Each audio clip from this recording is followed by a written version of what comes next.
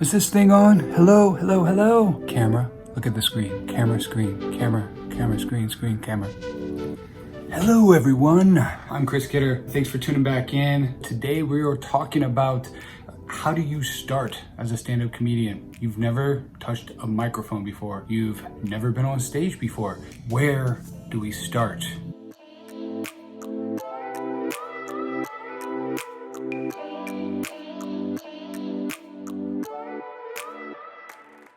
It was bugging me. We're gonna jump into my thought process as a new comedian.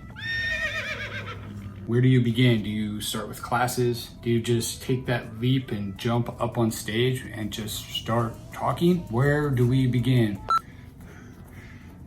It's hot in my room. Yep. All right, so I'm gonna jump into stand-up comedy, right? Where do I begin? Do I jump up on stage at an open mic and just try out my material? Or do I try to figure out some type of technique? Should I take writing classes? Should I just take comedy classes, improv classes? Where should I begin? So I did what anyone would have probably done. I got on Google, started looking up local gurus, coaches, started looking up classes, and decided to jump in. I began with classes. I took an intro to stand-up comedy with Greg Dean over at the Santa Monica Playhouse. That was a great way to learn some technique and the basics of joke structure, how to write the premise and then have the punchline. That was fantastic. If you're here in Southern California, I highly recommend you check out Greg Dean's class.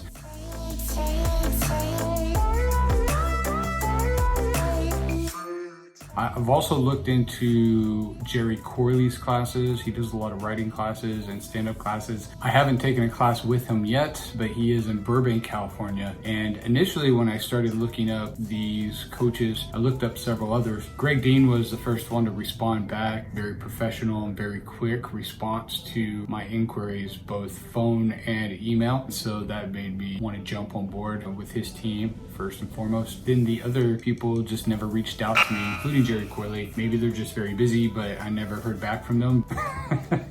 But I have spoken with a lot of comedians who have worked with Jerry Corley and said that they recommend taking his classes. So that is something I want to dive into this year for sure. But that's where I began. I began with Greg Dean's classes. I am currently enrolled in one of his classes. I've taken, I believe at this point, this is the 6th class I've taken with him and Fernando Rivera and Gayla Johnson. I think that's right. Forgive me if those are wrong. So hot in here. Okay, back to it. Guys, this is new. I'm new at YouTube. Bear with me, please. Also, I found there are a lot of classes that are given at comedy clubs. So Flappers here in Burbank does comedy classes. The Ice House has comedy classes. The Improv has comedy classes. So they do have stand-up comedy classes at the clubs. And then they usually end with some type of showcase that's at the actual club. With Greg Dean, they already do a comedy showcase and they have it at the Hollywood Improv, which I really like and I recommend. I plan on doing the Ice House, even though I've been on stage there. I want to take one of their classes. I want to take one of the classes at Flappers as well. So I will be looking into those later on this year, and I'm sure you'll see it here on this channel. So make sure you subscribe and you hit that bell so you see those videos in the future. All right, moving on. This means cut. So being here in LA, in Hollywood, I know that there are a lot of comedians in this town. I know a lot of comedians personally from my past.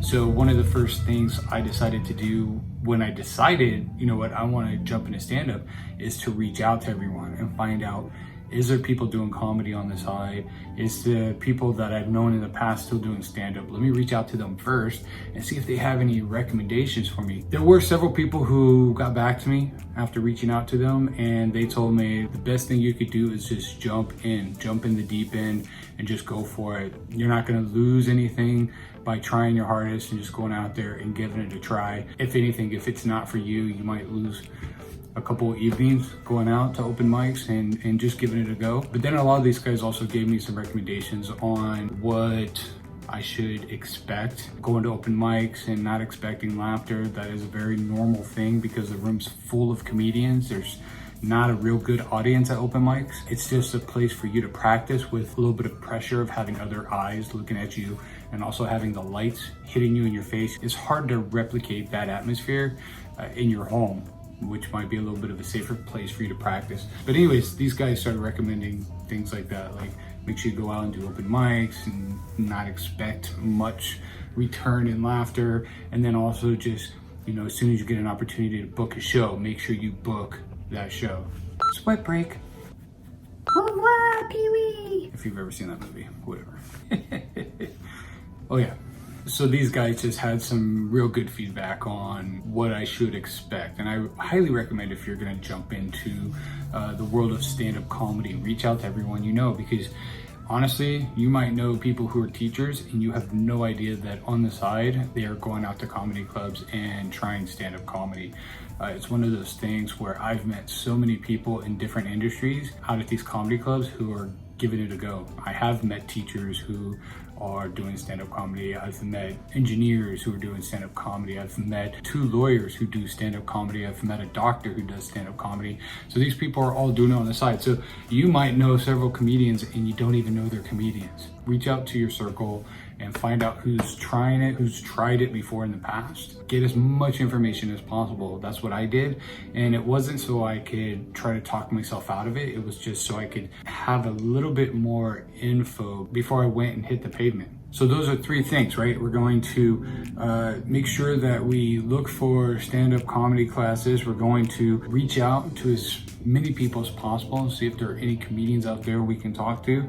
And then also just make as many contacts as you can and let people know that you are going to jump into this world, because at the end of the day, it's all about audience, and you want to make sure these people know that you're doing it. They want to come out and see you when you do start performing. Those are the 3 things you want to do when you start deciding to get into this business. The next thing is take that risk, jump into the deep end.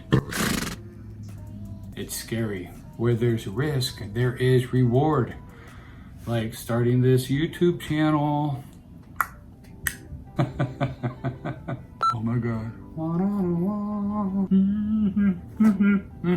Look, you have 0 to lose. What I do is I go to a class at least once a week, keep that creative juice flowing. I think that's really important about the classes. Some people take classes. I've met people who take classes and they're like, okay, I've learned, and they're like, I'm just gonna go out and do it. And that's great. The classes are important because then I'm going to be able to constantly be learning, not just from the teacher, the coach. I'm also learning from my peers in the class, and we're also bouncing ideas back and forth. So you're constantly being creative. So that's really important about the classes.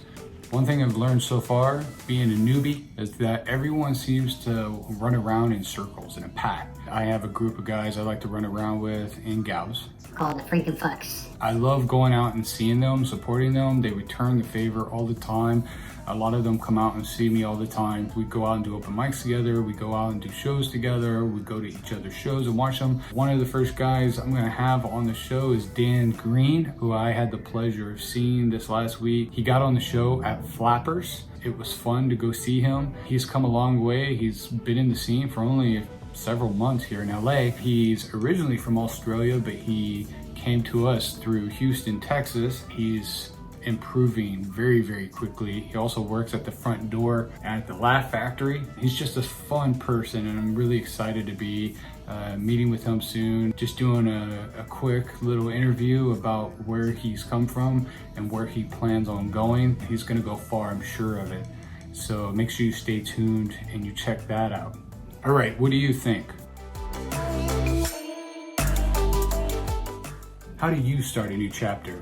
Do you just risk it all and jump headfirst into the deep end? Or do you take more of a calculated approach, kind of figure out what you're gonna do, build a plan, and then execute? I'd love to hear what you have to say. Top comment will get featured in my next video. Make sure you like, comment, share, and make sure you sub this channel and ding that bell so you get all of my surprise videos and all the videos I drop on the 7th, 14th, 21st, and 28th of every month. Thank you so much. I will see you in the next video.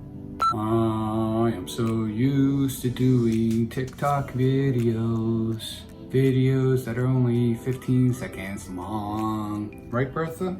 Have you guys met Bertha? Let me move my stuff. The real question is, which one's Bertha? Are you Bertha? Or are you Bertha? Stay tuned for the next video. Hello? Thank you, son. We got that on camera. Got my hanky. Wanted to put on a jacket today so I would look nice, but it's hot in my room, so it's not working out too well.